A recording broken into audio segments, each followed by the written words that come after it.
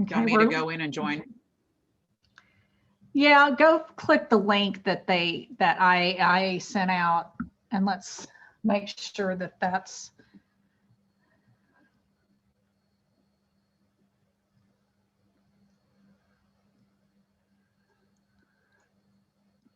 I've got one that you sent out. There it is.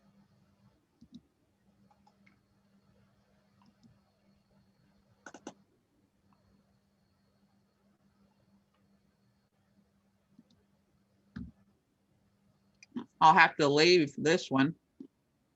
Okay.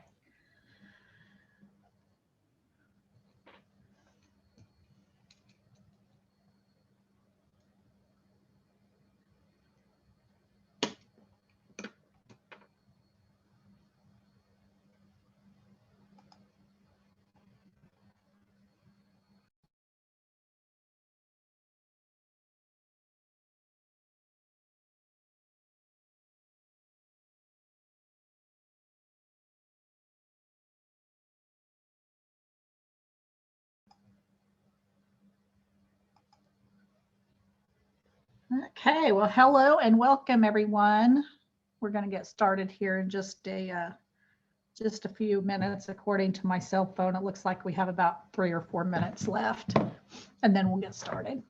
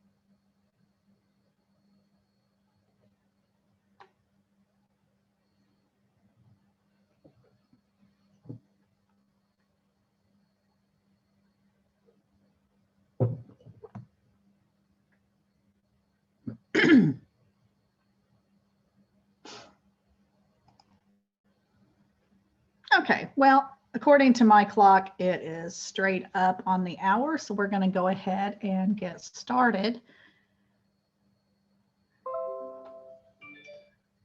Give me 1 second to find my controls on this thing. Okay, so today's webinar is social media marketing for artists, and this webinar is brought to you by the Institute of American Indian Arts Continuing Education Department. They have put together a great list of different classes that you can take virtually throughout the semester. So you see their their email address there and their website, iia.edu/CE courses. So you can go there and see a complete list of all the courses that they have coming up available. And also, it's also presented today by the IDRS Acorn Project, which is who I am with. My name is Lynn Wilson. And at the Acorn Project, we provide small business training and technical assistance for anyone that is looking to start a business. We work a lot with Native artists. So we're excited to be here and working in conjunction with IAIA on this webinar presentation. So I'll have the slide up again at the very end of the presentation. So if you haven't, if you're wanting to write any of this information down and haven't quite got it down yet, don't worry. At the end of the webinar, I'll have the same slide up and I'll leave it up for a little while. So that way that you can write down any of the contact information that you need. So in today's webinar, we're going to talk about the role of social media platforms. And we're also going to talk about whether you should have a personal page or a business page whenever you're utilizing social media. We're going to talk about some tips for setting up your business page, some different ways that you could engage your followers and interact with even other social media sites to hopefully bring followers to you and new customers. So let's talk about the role of social media platforms. Social media is really, as we all know, the best and cheapest way to communicate directly with both current and potential customers. So by sharing relevant content about your art or your business, you can really create a community where your page followers can learn more about what you have to offer. It gives them a way to provide feedback to you and leave reviews and even ask you questions. Now, one thing that, and I don't know if this is a trend that's going to change in the future, but the way I see social media right now is that it's really not intended to be a selling platform. Selling platforms such as e-commerce sites like Etsy, Shopify, those are selling platforms. To me, social media is really the place where you build relationships with your customers by engaging in conversation with them and sharing content that they're really going to find interesting and useful. And it doesn't necessarily mean that you can't use, your social media as a way to encourage people to buy your products. And I definitely think you should. But I think you should always keep in mind that direct selling is not really the primary purpose of social media. So I think a really good way to think of it is by using this metaphor. And that is to think of the internet as your community, and think of your social media page as a party that you are hosting at your house. So people come to your party because they want to get to know you better. They want to be engaged in conversation, and they want to be entertained. And so I think if you always keep in mind that your social media page is kind of like having a party, that will help you as you move along in developing your content and interacting with your customers.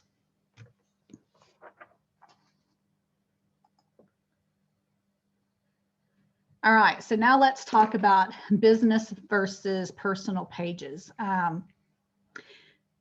The difference between the two is really pretty important when it comes to managing and optimizing your presence if you're an artist and you're actually wanting to use the page to connect with customers and be able to sell more of your art. So a business page really represents a business or a brand, and it's going to showcase the services that you provide. But on the other hand, a personal page really represents you as a person. And is going to be used to do things like share updates about your personal life and to connect with friends and family. Your personal page really should not be used to conduct business. In fact, and I don't know how well Facebook enforces this, but It's actually against Facebook's policy for you to use a personal page for business purposes. So I haven't known of anyone that's actually got their page shut down because they were selling anything on their personal page, but it is against the Facebook rules. So there's also some other benefits to using a business page over a personal page. And it's because business pages have really been designed with a lot of different tools that's going to help you connect with the customers and manage those, that aspect of your business. So there's things in there like Page Insights, and Page Insights tracks the people that are coming to your social media page, whether it's Facebook. I know I reference Facebook a lot during this webinar, but this goes for Instagram. It goes for so many social media platforms. But all of those will have, the business aspect to it. And so you can get insights to see who's coming and visiting your page. I know that I have Mary Beth Timothy on with me, and I'll give her a chance to introduce herself here in just a minute, because I'm not an artist, but she is. Although I do, to me, what we're covering today, whether you're an artist or whether you're a hamburger restaurant, all these practices are going to apply regardless of what kind of business you have.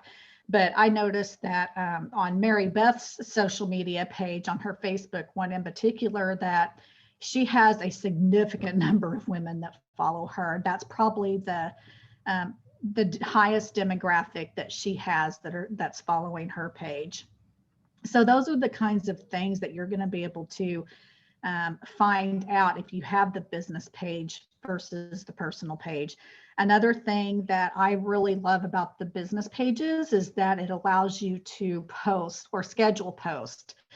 And that is really handy, because what that allows you to do is, instead of having to get on and worry about every single day trying to figure out what it is that you're going to post, you can actually sit down and maybe write, create a whole entire calendar of the different types of posts that you want to post for that month. You can go into Facebook, you can create all those posts, get everything set up, schedule them, and then you can just forget about it, because they'll just automatically go out. So you don't have to get in there and do that manually every single day. But that's, again, only available through a business page and not available through a personal page. So Mary Beth, are you on? I see your box there, but I'm just, oh, there you go. So everyone, this is Mary Beth Timothy. She is a Cherokee artist from Muskogee, Oklahoma. Her and her husband, John, he's actually a Creek artist, own a business called Moonhawk Art, LLC. So some of you that are joining us may have been introduced to Mary Beth previously, because she does do quite a bit of training for us. And we have one training in particular that I held last semester, which was the Etsy entrepreneurship class. And Mary Beth is our instructor for that. But I asked Mary Beth on because I do think it is important for all of you attending to be able to hear, the artist's voice as we go through this presentation, so that you can see, I guess, get a little bit closer idea about how, social media is going to help you as an artist. So Mary Beth, we were just talking about some of the tools on the business page that's not available from a personal page. Are there any particular tools that you have found useful in the business page in helping you manage that side of your business? Well, it's funny that we're doing this today, because I've noticed this past week or so that they've changed a lot of things when it comes to the business page, and I have not had time to go through and look at it all. So I'm anxious to do that. We're going through an expansion right now, so I've had to focus on doing that. Certain tools, I mean, like there's a call to action button to where you can shop now. You'll see on the screen under the painting. Also over to the left, you can see where it says join my list, so you can have people sign up if you do a mass email like we do. like a newsletter that we put out. There's a place for people to write reviews, which is, I guess that can be a bad thing, but it's been a good thing for us. Gosh, I have to go back. It's going to bug me until I go back. Whenever you were talking about the social media just being for personal use and not really to sell things, I think that from what I've learned, and I've said this in the Etsy classes, that it's all about learning to manipulate it to work for you and however you need it. So I think, yeah, definitely. And I wouldn't say that it's not, that you can't use it for selling.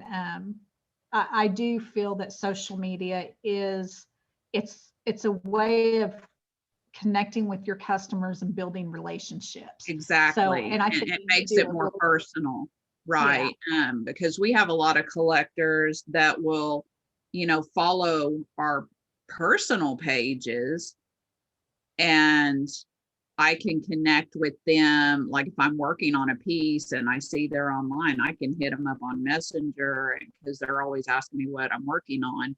And I actually sell a lot of art before it's done just by that, just by sharing on Messenger. Um, but yeah, I think that social media, it gives it that little bit of personal touch to where you can interact with your customers, just like if you were in person with them. But we actually sell quite a bit on Facebook. So Instagram is still something that I'm learning. I mean, we do have quite a few followers and people that message us from there. But, I look at pages like Eighth Generation, and I've sat in on some of like Roxanne Best's workshops, things like that. So I'm still learning about Instagram because I know there's a way to have it work for you as well. And I'm all about, it's like a constant learning thing with anything to do with computers or internet, especially for me. But they're always upgrading and doing things new, just like I said with the Facebook business pages. So, you have to stay on it constantly to be able to do that. But I think to have it all integrated, like with our website, we have our Etsy shop embedded into our website, and then we have our Etsy shop connected to all the different platforms so that when we put a new product in our store, we can just hit a share button and it can go out to Etsy or to Facebook. yeah, Or that's a really great point. And we're going to cover that in a minute. So I'm just going to stop you there because we are going to talk about integrating. Okay. But while we're talking about personal versus business pages, you made a very good point that you have some collectors that actually are your friends on your personal page. So can you give any advice about, even though you have a business page and a personal page, what should you be cautious of about posting on your personal page? So without naming any names, we have some artist friends, and as artists, we are all a fickle bunch. So we all are very, not all of us, but a lot of us are very outspoken, have big opinions about things. So what I tell people is, if you're going to do something as a business, then have a business page that you can have public and keep it professional. And then on your personal page, do whatever you want to on it, but I would keep it set to private. And if you are a very outspoken, like if you have a dirty mouth, or if you're very politically outspoken about some things, I would say keep that private on your personal page, because you could potentially lose customers, and some people don't care. You know, if people don't have the same mindset as them, then they don't care. But I would say, you know, to keep those things in your own circle and keep your professional business professional. You know, we have several friends that are very, very opinionated, outspoken, and like to go on major long rants on their Facebook. And I know a couple of them that have personally got into big arguments with their collectors because of that, on publicly on their Facebook, and lost collectors by doing that. So yeah, I'm just all about keeping your business separate and, you know, keep them professional. Yeah, I think the important lesson there is when it comes to social media that it's really hard to keep your private life private, and you have to be very choosy about the kind of information that you put out there because it could rub people the wrong way. And, you know, we just have to be thoughtful about that. So I appreciate that, Mary Beth. Also, what I want to bring to your attention is that when you're out there creating your pages, you might also just look around to make sure that that your page is the official page. And there's actually a verification process that you can go through. Twitter has one, Instagram has one, and Facebook has one, where you can actually make your page official. And what that means, you see this little blue check mark over here by this artist name. So she has verified her page. So people know when they come to that page that this is a page that is operated by this artist. Because sometimes there, you know, are unofficial pages that have been created that you don't necessarily have, that you know, you probably don't have control of. And I actually found, you know, a pretty well-known local artist, you know, here in my area, that there is an unofficial page for her business out there. And I don't know how it got created, if somebody else created it, but it's not something that is hers. And it seems to be staying, you know, pretty stagnant the last time I looked. But just, you know, imagine what could happen if someone else has a page that they're controlling and it looks like it's you, and they can go in there and say whatever they want and do things. So I would make sure that you're aware that there are none of these imposter pages out there, and that when you do create your business page, that you do go through the verification process.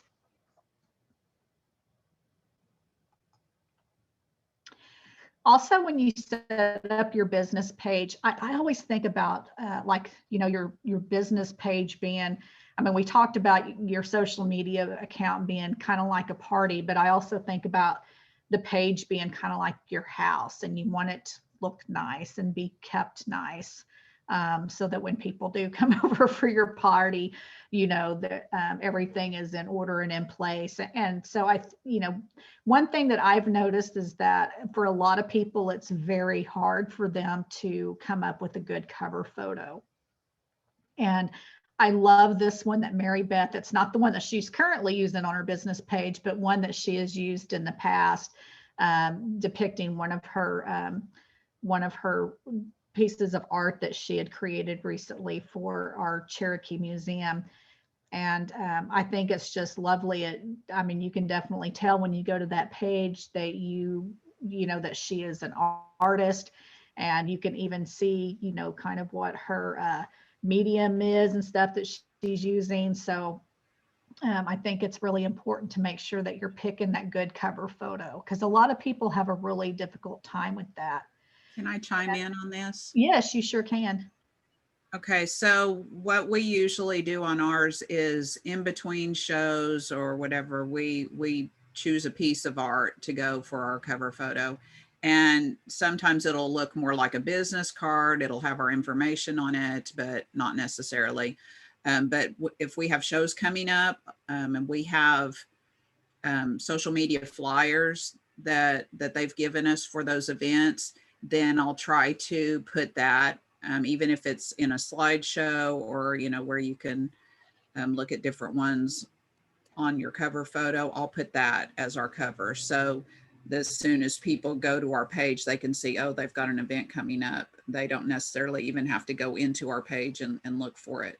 So that's what we do on our cover photos. Okay, good. So I know one of the difficulties that people have with cover photos is really like that Facebook cover photo area. It's kind of weird. The dimensions are weird. So a lot of pictures that people try to use are not really fit for those dimensions for a Facebook cover photo. So one thing that you may do, if you're like me, I'm not very tech savvy. But I use a tool called Canva. And so Canva has a lot of really great templates in there that you could use for social media. So for instance, they have these templates that you can use to create cover photos for your Facebook account. They also have them for Instagram. They have templates that you can use to create posts for different social media platforms. So Canva is just really a great tool if you're not, if you're like me and you're not a great designer, or you don't know, how to change the size of images and do all that kind of stuff, Canva is just a good go-to kind of place. And you can use your own images. And that's what I like about Canva is you can actually upload your own pictures. So you don't have to be stuck with just what they have, but at least that gives you a framework to be able to start from.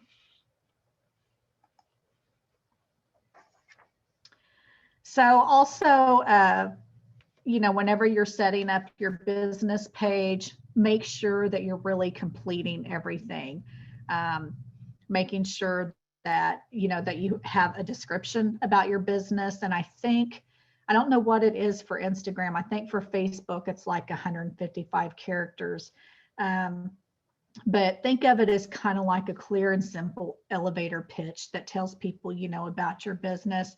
And also make sure that you're creating what's called a vanity URL. So, whenever you create a Facebook page, it'll have a URL that's, 75 characters long or something and made up of a whole bunch of numbers. And most people know this, but just in case you don't, you actually can go in and change the name of your URL. So Mary Beth, I think yours is probably facebook.com/moonhawkart, I think is what yours is. So you can do that. And that makes it very, number one, simple. I think if people need to find your page by a URL for some reason, but it also looks really nice and professional and just kind of puts that little bit of a finishing touch whenever you're trying to brand your page. I think it's also important if you're consistent in your branding, then it makes it a lot easier for people to find you too. If you don't have like cute little names for your tag on Instagram and then something else for your Etsy and something else for your Facebook, to where it's so scattered out, people can't find you. I mean, if you'll notice how it is up here on ours, everything that we have is Moonhawk Art, whether it's our email, our Instagram, our Facebook, our website. We even do the hashtag with all of our images on Instagram. Everything is Moonhawk Art. So that's something to think about as well. Yeah, good. Y'all have done a really great job, Mary Beth. You've got, all of your information built out within the site. So don't leave any of those fields empty when you're doing your business page, making sure that you use every space and all the tools that they give you to advertise your business. And like Mary Beth said, it's very easy to know how to reach her by email.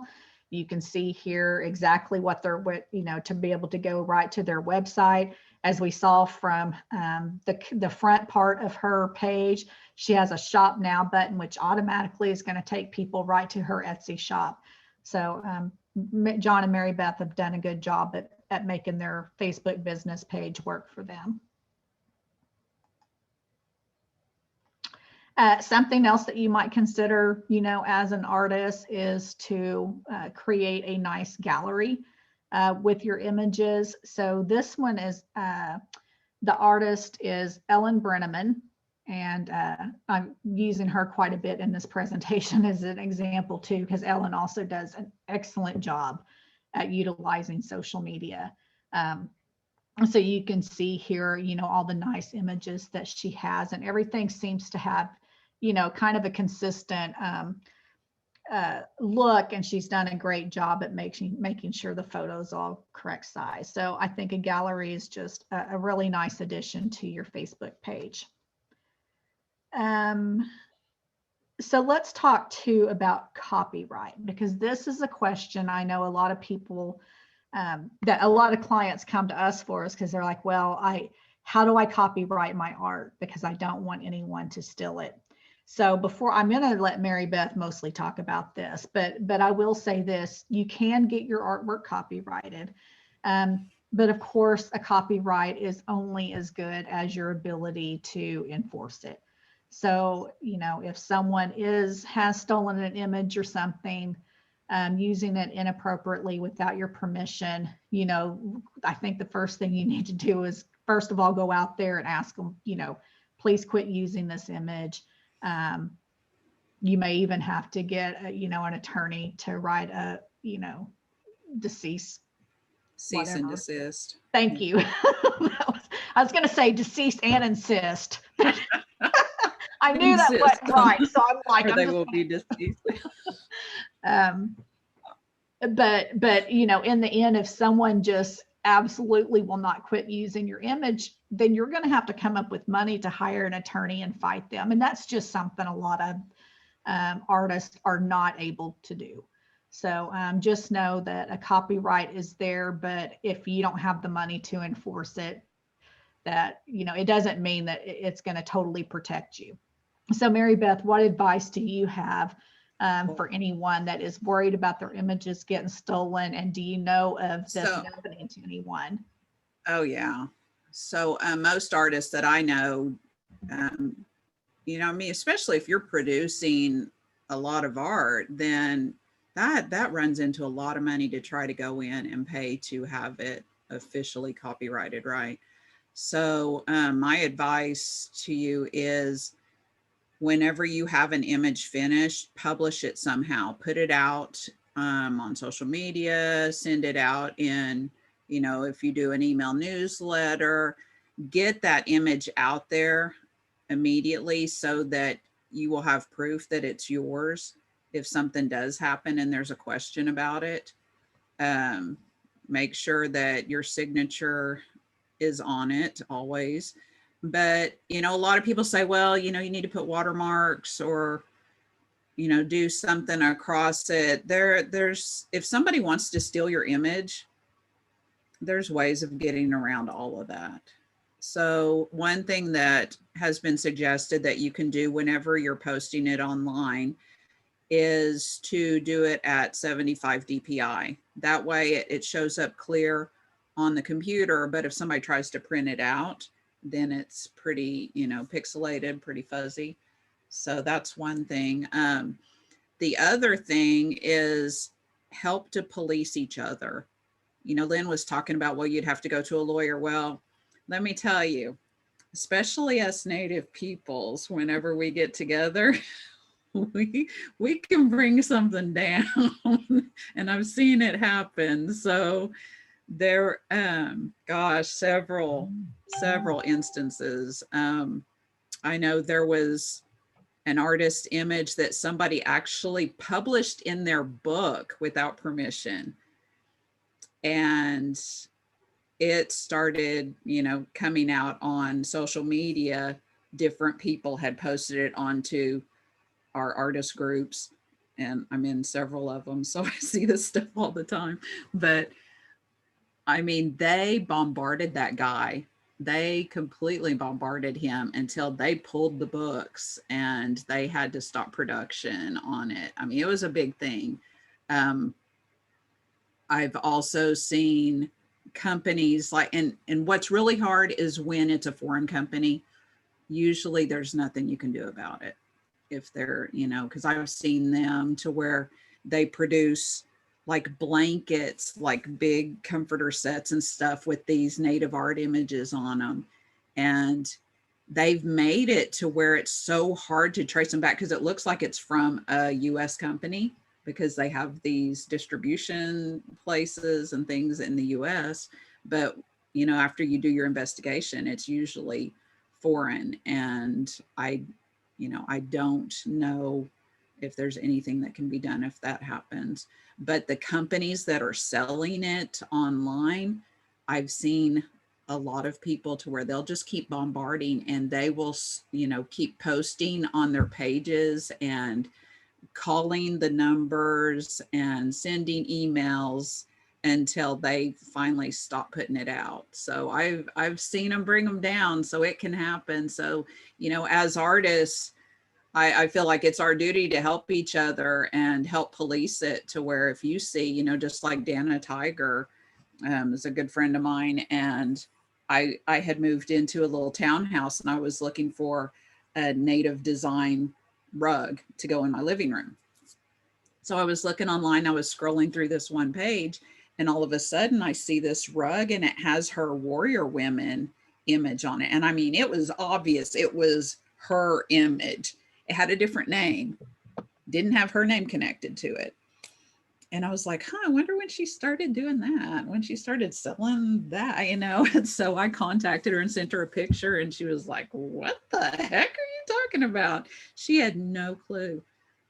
But it was one of those foreign companies. So I don't know that anything was ever done about that, except for them just getting bombarded with a lot of us complaining about them stealing art. So, but that's what I know about it. I've never actually gone and paid to get a copyright. I do put the copyright symbol on a lot of my pieces. To me, it's kind of like locking your door at night. If somebody wants to bust in and steal from you, yeah, they're going to do it. But it's just that little extra layer of protection, right? Just like us wearing a mask and staying 6 feet away from each other, right? It's just that little extra bit of protection. So anything that you can do to protect yourself on there, then I would say do it. So, whether it's if you want to do the watermark, if you want to do the copyright symbol, I would make sure that you put somewhere on your page that you own all the rights to your art, and date it. And yeah, other than that, I can't think of anything else that you can do. No, that's great suggestions and great discussion on the experience that you've seen other artists have with it. So thank you.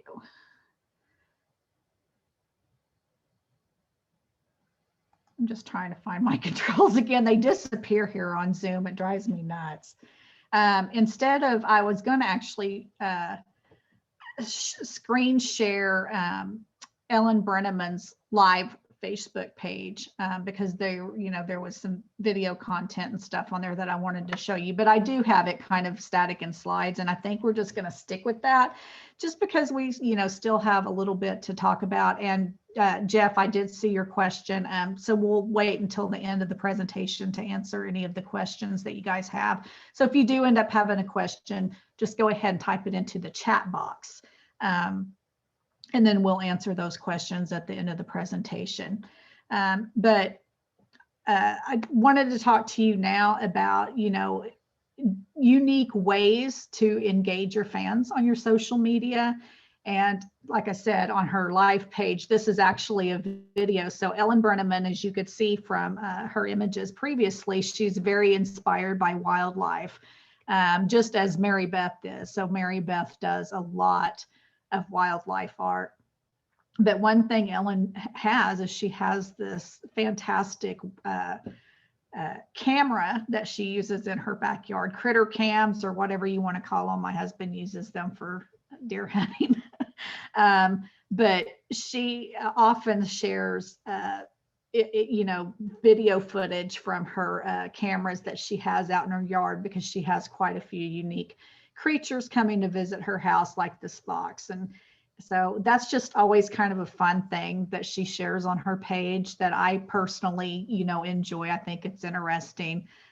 She's not necessarily, you know, selling something. Again, you know, she's thinking about her social media as a party that she's inviting people to, and she's finding ways to connect with them and entertain them. So this is one thing that she does. So, you know, maybe as an artist, think about what is it that inspires your art? And is there some way that you can share that inspiration with people like Ellen has done? And, you know, video, of course, is becoming, you know, a big thing. So if you can create video, you know, content, that is fantastic. I know Facebook even made some changes in their algorithm. You know, again, you know, like Mary Beth said, there's always changes, but now, you know, for sure, like if it's just text content, it is like at the bottom of the list for Facebook, and they will limit actually how many of even your friends are able to see that. So what they're really wanting is they're wanting people to use video. There's some guidelines out there. I don't remember all of them. I was actually kind of surprised because one of the best practices is said that they like video that is up to 3 minutes long. I think that's awful long. So I was a little bit surprised that they were doing that. But anyway, video content is huge if you can figure out a way to create it.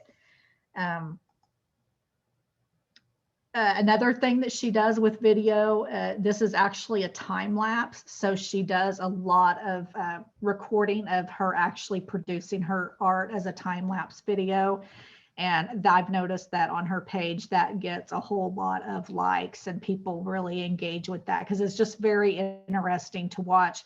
I don't think very many of us, you know, you may take it for granted as an artist that you are involved in the creation process. And so you're seeing, you know, your work evolve.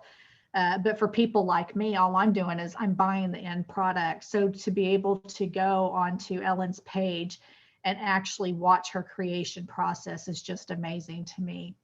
And obviously to all the other people that follow her. So, you know, that is another tip, I guess, that you could use. And even if you can't, you know, do a video, maybe I've also seen her do, like she'll be working on a piece and she'll take a picture of just a little portion of it, and she'll put it on her Facebook page, and she makes like a contest out of it. Like, okay, who can guess, you know, what I'm working on, what animal this is. And of course that always gets a lot of interaction. So, you know, be creative. And honestly, I would go out and look at other artist pages like Ellen Brenneman, and I would look and see what they're doing and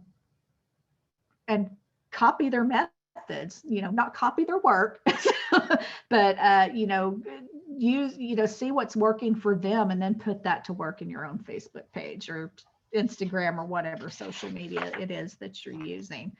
And Mary Beth, I know that you use some kind of app that helps you create some videos of your images, right? Yeah, we do for like little ads and things. Of course, it's changed. We just got a notification that we were using Ripple. It's RIPL, mainly because it was a free site, but now it's not. They just made it to where it's all paid.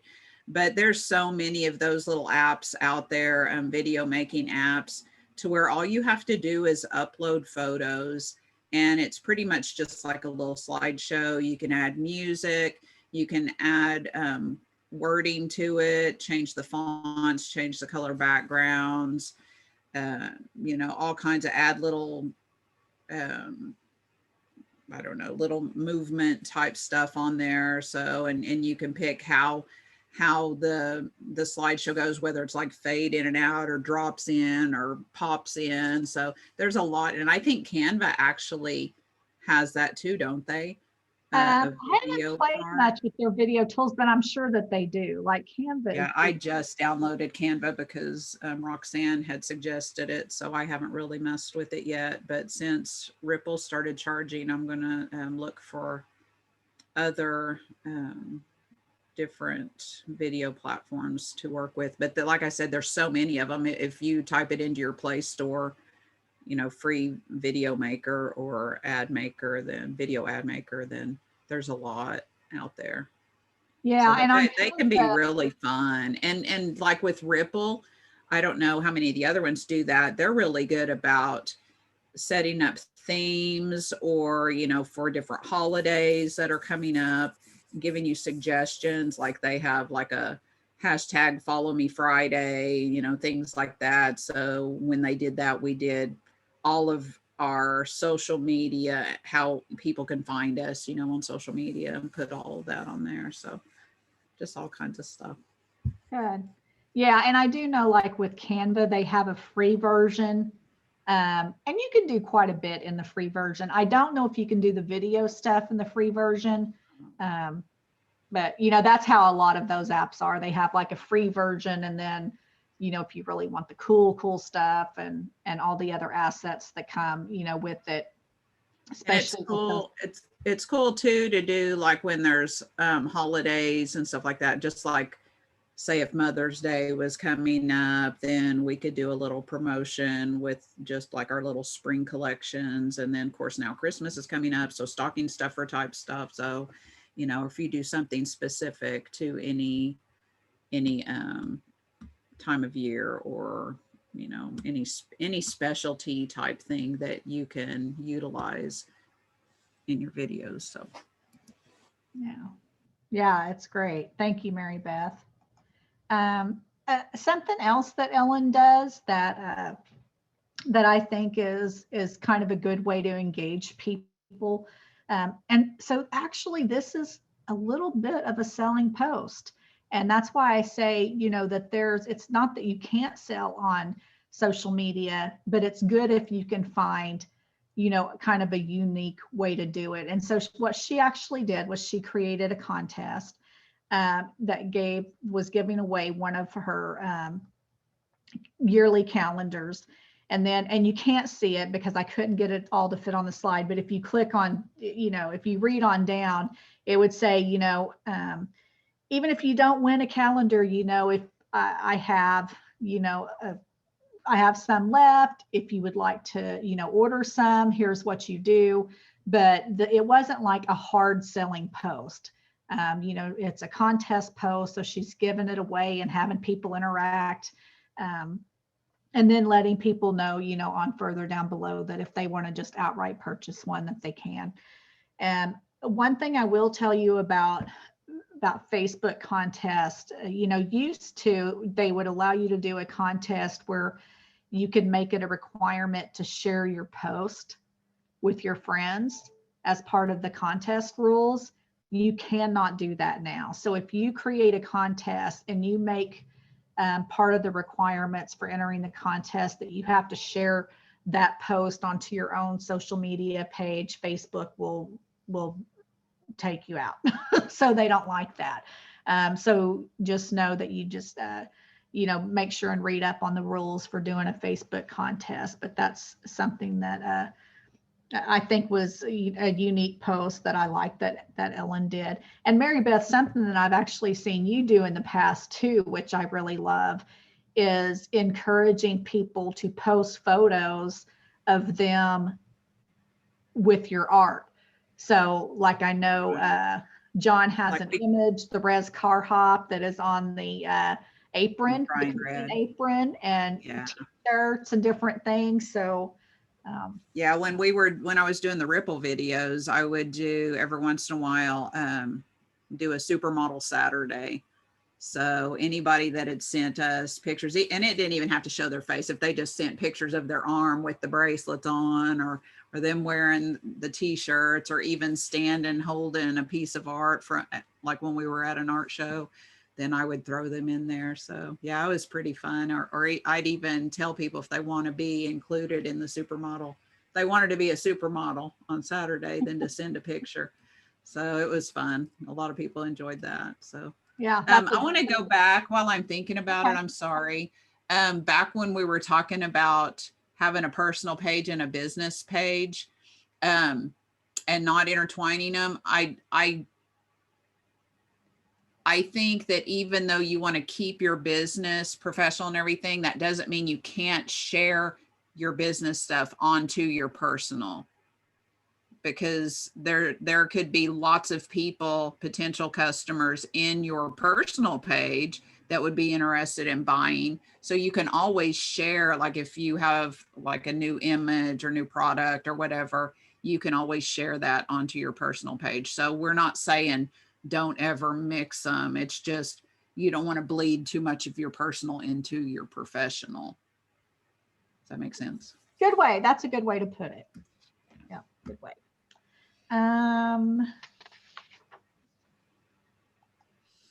So next, this is where we're going to talk about integrating your digital assets, Mary Beth. So, the great thing about social media is, if you have a website, they make plugins where you can integrate your like your Facebook page into your website. Now, Instagram, of course, is a lot newer than Facebook. I do know that if you use WordPress, that they have a plugin that you can connect, have your Instagram site show up on your website. But as far as I don't know if it's available in any others. I know it's available in WordPress. But like the Facebook plugin, this is actually a snapshot that you're seeing of the IDRS Acorn Project website. And so we actually have the plugin there that whenever we post on Facebook, the feed shows up on the homepage of our website. So, and I think with that website, we are using WordPress, but I know it also works in other platforms like Wix. And I think, Weebly even has a plugin that you can connect your social media in with your website. So just look and see ways that you can integrate those. And, like Mary Beth was saying earlier, Mary Beth, you said you have your Etsy store connected with your website and your social media? Yeah, so we have it built in as our website store. So it's actually built into that to where it connects directly. But then through our Etsy shop, gosh, whenever you add a new item to your shop, then they've got a button under the settings for that item.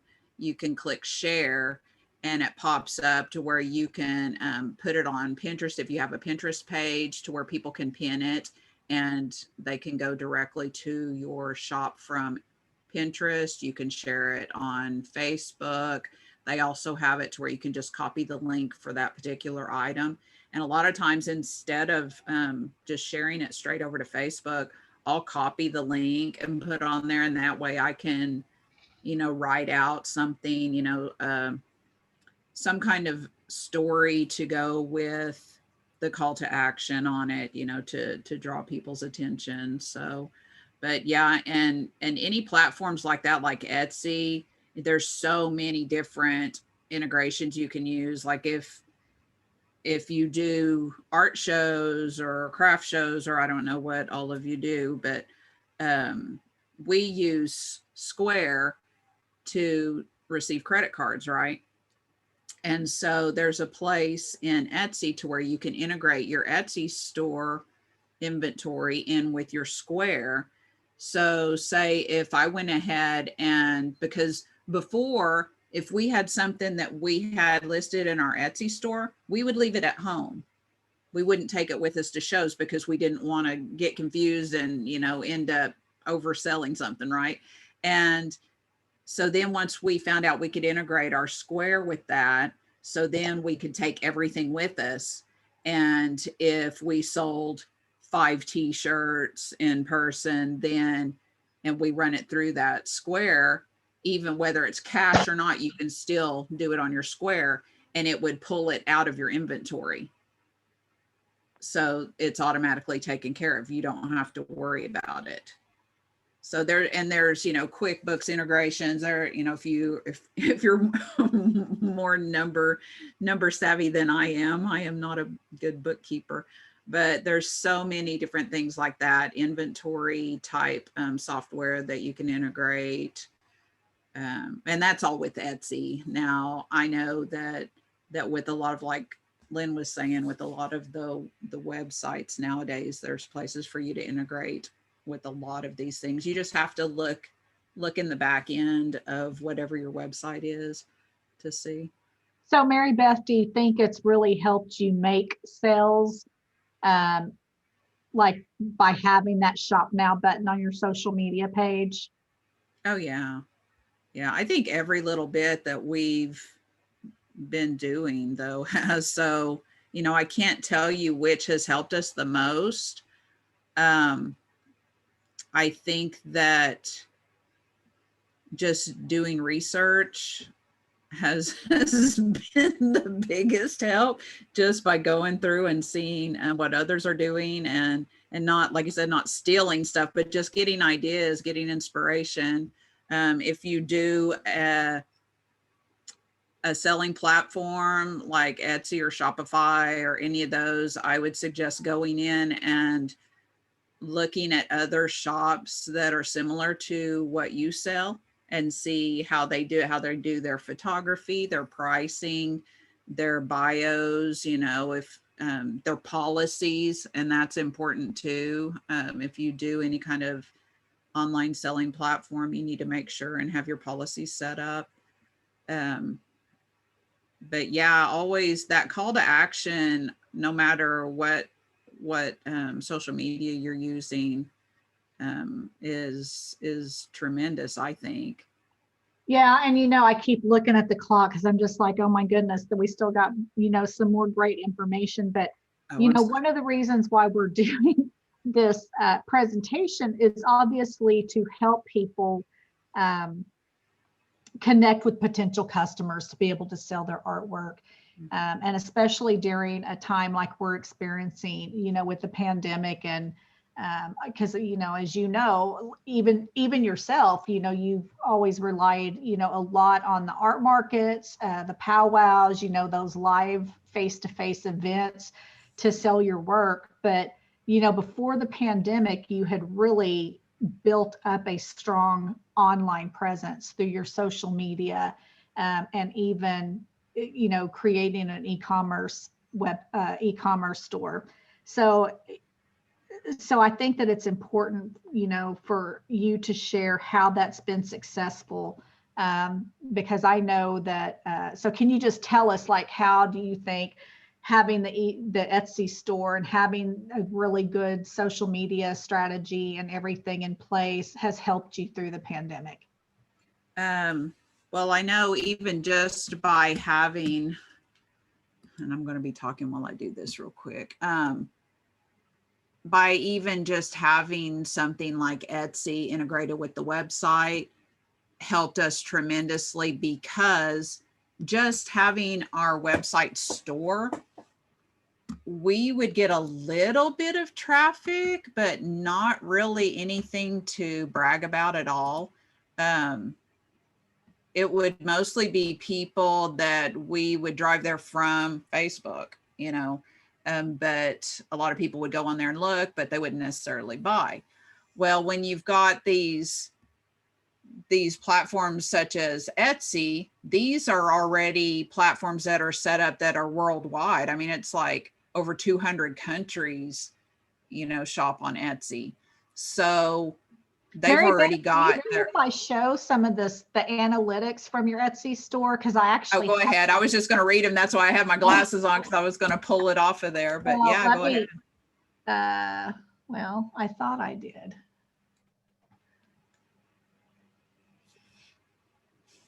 I'm sorry. I don't know why they're not showing up. So. Well, here, let's do this. Oh, never mind. I can't. You're sharing your screen, right? I was going to say I could share mine. Well, here, let me stop my screen share.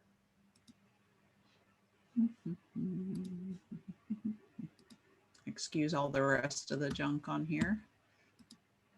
So this is in the back end of our Etsy store, and I usually don't show our revenue to people, but so this is, let's do from, so March. When did everything shut down? It was in March. So let's just say March 1st then to now.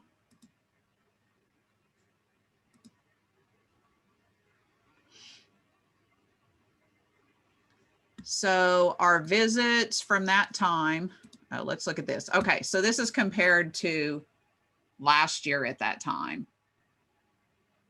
Yeah, But so the you'll dotted see line is ours, last year, and then the solid line right? top is this year. So that is a huge So, increase. right, right. And this is because we started focusing on completely online sales, because because we sell wholesale to gift shops, museums, galleries, things like that. So all of that got shut down immediately. Every single one of our shows, which we depend on, that's our livelihood, you know, so they all closed down. They all canceled.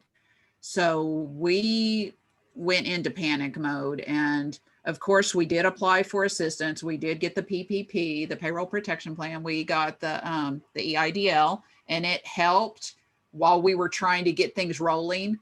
But yeah, once we started really pushing our online presence and working it through our social media and sending out in our emails, just focusing more on that, because before we used it as filler because we were doing shows. And so we wouldn't work on it a lot when we were gone to shows. But now that we're home all the time, it's like, what are we going to do? We can't just sit around and paint and be happy like I wish we could. You know, we got to work. So every day I come in here and sit at this computer and just push it. So well, and I can see here, you know, that so it shows on the bottom how people found you.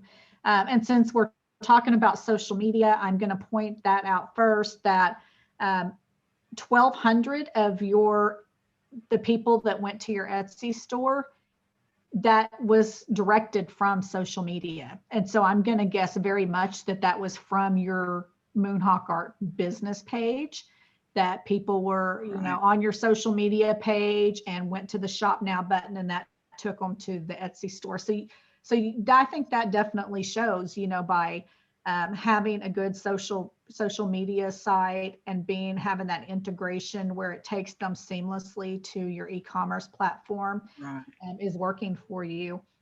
But then also, I think that, and then also doing the, like I said, you know, going in and sharing an item, just like Christmas. Okay, so Christmas is coming up. So we started promoting our ornaments.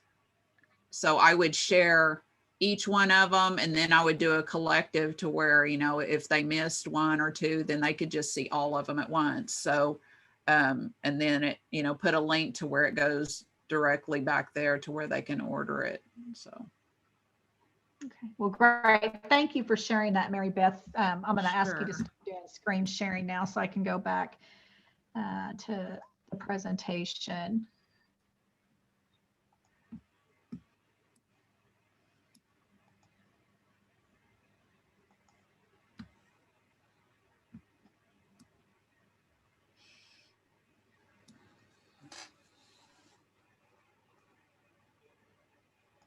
And of course, it's not working right. So anyway, that's okay. That's okay. I'm actually going to stop screen share and we'll just talk face to face with everyone.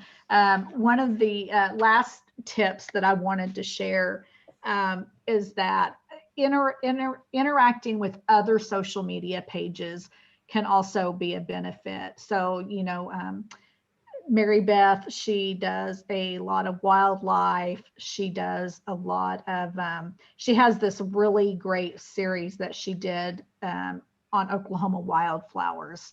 And so one time I was on, in the group, we have there's a Cherokee plants group that we're a part of.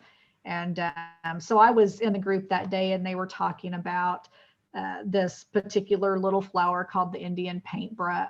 Was the Indian paintbrush, or it was the Indian blanket, maybe? Yeah, one of them. One of them. Anyway, so everyone was talking about how much they loved those and was sharing pictures. And I was like, oh, well, my friend Mary Beth did this fantastic picture of, this of this flower, and I just shared it. And then what happened, Mary Beth? So I was not personally in that group at that Right. time. Yeah, she was not in the group. So, and Lynn did not tell me she had done this. Well, all of a sudden, because we sell that image on ceramic tiles and on giclée prints.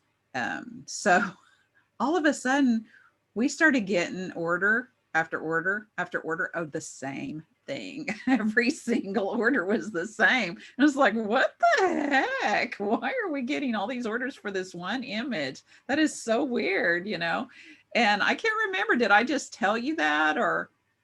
And you were like, we were actually talking, and you said it's really weird. For some reason, I've been getting all of these orders for one of my wildflowers images. And I was like, oh, you know what? We were talking about flowers in the Cherokee Plants group, and I shared a picture of one of the images that you did, and that evidently sparked a lot of people to go buy your image. It wasn't a hard sell thing. I wasn't like, oh, you like those? You should buy this image for Mary Beth Timothy. That's not what I did. I just shared your image. But anyway, expanding your influence. That's what I consider that right. To network with other groups that are similar, that might be appealed to your art. Don't go in there and do hard selling, but find ways to connect with those people, because those are the kind of people that would have an interest in your work. I would also say anytime that you can, if somebody wants to interview you for the paper or the tribe or a magazine or anything like that, get to know those people that are doing that, friend them on Facebook. I'm telling you, that was like one of the best things I ever started doing, because it has helped us to get our name out there like leaps and bounds more than if we wouldn't have. Because once they're on your social media and they see things that you're doing, whenever you're doing something big, just like, okay, the image behind me, whenever I did that for the Cherokee National History Museum. So some people that are in media started seeing that. So I immediately started getting messages. Hey, can we run a story on that? Well, of course you can, So, and just recently, actually a couple of months ago, we got a messenger message, and I didn't even, to be honest, remember this young lady, but she was on my Facebook friends from a previous interview from somewhere else that she had worked. And she's now working for Oklahoma Today magazine. And she said, hey, we really like your cuffs. And is there any way that we could maybe promote you guys by putting them in our gift guide that's coming out?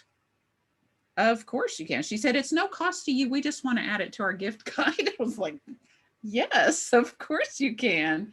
And so the day that those magazines went out, we started again getting orders for one specific thing. And I had forgotten that we had even told her yes. And, she had used those images, and just bombarded again by the same exact image. So yeah, make friends with these people, because you never know too where they're going to end up. Just like her, she had started out, I think, working for Cherokee Nation.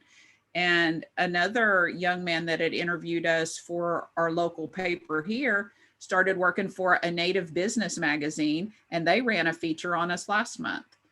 So anytime that you can network with people like that, I would really suggest doing it. Great advice. So we do have a couple of questions. That's the end of our presentation. So I know that we're a few minutes past the time. So if everyone, if you can't stay and you need to go, please, feel free to. But so we'll kind of officially end it. I will send an email out to everyone providing my contact information, Mary Beth's contact information, and the more information about continuing education and the courses that they're offering. Since I can't share that slide with you, so I'll make sure and email all that information to everyone after the webinar is over. So we appreciate everyone being here. For those that ask questions, we're going to actually address those now. So Jeff, you had asked a question. What do you suggest if you have multiple DBAs under one business? Should each have its own Facebook page, or can you do it all under one? I think it depends on what it is.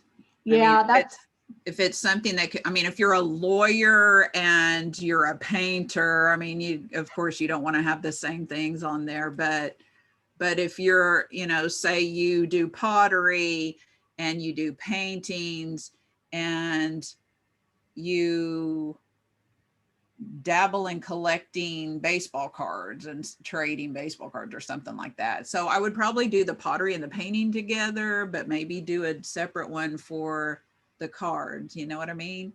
So if it's something that can be integrated, I would say go for it, because you might have some customers come on there for a specific thing. Like I know somebody that does native beadwork, but they also have a big following for like they do sports themed beadwork, right? So they were wanting to know if they should do two different. Well, just because somebody came on there to look at like a Dallas Cowboy, I know that was a bad example, but if they're looking for a medallion or something of that, but then they see all of this other beadwork on there, who knows? They might end up buying quite a bit from you. You don't know. And the main thing you want to do is keep them on there. So something that I have learned is if you have a product on there, then maybe in the description, whether it be on Etsy or Facebook or whatever, in the description of it, to keep them on your page, because they might have found it specifically looking for that particular item. Do a call to action to keep them on your page. So like for more or to see more work by this artist, go to and put a link to your website or to your main social media, whatever you have all your artwork on. So yeah, no, I agree with everything that you said there. So great. Thank you, Mary Beth. So Anne, your question is, can you protect your work on Instagram by using 75 DPI? And I have no idea. I would have to, I don't know if Mary Beth knows if that also applied to Instagram or if that was. Well, that's all social. I mean, anything online, that's what they suggest is the 75 DPI, just because it looks good online. But if people try to print it out, then it doesn't work well. But that won't keep people from using it online. I mean, I've seen people take people's images and make memes out of them or use them for their own cover photos or whatever. So, if somebody wants to take it, they're going to take it. So that's why I said we just have to really watch out for each other and try to protect each other. So someone else actually had the question of how do you post a picture at 75 DPI? I use Photoshop, and you can change it on there. Like if you do a JPEG, if you on your format, then I don't know how else to tell it. I just do it on Photoshop. And I'm not sure, you may be able to use Canva for that as well. I'm not 100% sure, but I'm sure there's apps, right? There's an app for that. Yeah, I was going to say, Google it. How can I change the DPI on a photo? Right. Okay. So our last question, this is also from Anne. She wants to know, what is Square? Oh, okay. So Square is a point of sale. It's a system that you can receive credit cards through. So if you send them an email to sign up for it, they'll send you it's a little white square that plugs into your smartphone, and then you download I guess it would be an app onto your phone and connect it to your bank account. And so whenever you run a credit card, like you swipe it through there, and it'll come up, whatever you're selling, and then they have to sign it with their finger unless you have your little pin that goes with it. And it'll send them an email or a text receipt. And then that money will be deposited into your account after they've taken out their fees, of course. They also have a larger one that for the new, well, I say new, within the past 10 years, for the chips that are on the credit cards now. So you can slide it into the end of it, or you can have them, swipe it over the top of it, how they do. Yeah, I thought I had my Square in my desk drawer. I don't, but I do have kind of an example because a Square is probably about this size. Yeah. And so it actually, I don't know where it would plug in on my phone, but on this, because I haven't. Where the speaker is, I guess. Where the speaker. Where you plug it into. Yeah, so it would just plug in to your like phone, headphones or and then you just something. swipe the credit card. So pretty simple. Yeah, and it's very easy. Something like what, between 2 and 3%. Something like what that. they charge to process that, which to me is not bad, No. Okay. Well, it looks there's not just Square. I mean, there's several different POS systems out there. You just have to do your research. That's just the one that we use. Yeah, and I actually I have one with PayPal. PayPal has one. Yeah. As well. So I have that one that I can use. Okay. Well, it looks like that is all the questions that we had for today. I hope everyone enjoyed the presentation. I really appreciate you, Mary Beth, coming on and giving kind of that artist perspective to the presentation and sharing all the information. You're very, very knowledgeable. So if anyone has any questions, I'll be emailing you with our contact information. You're welcome to reach out to us. And with that, we'll just sign off and say, have a great day, everyone. Bye.